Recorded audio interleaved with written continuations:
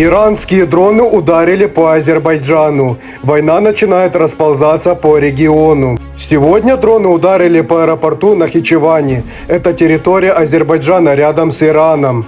По данным властей, поврежден аэропорт, взрывы были рядом со школой, есть раненые.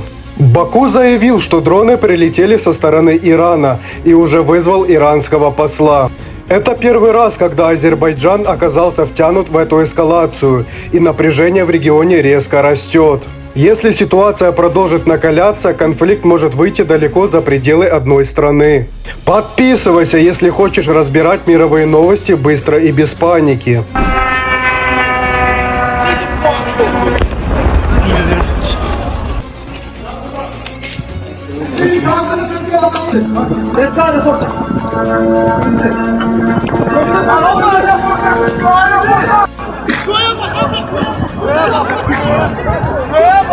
O yandan geldi o yandan.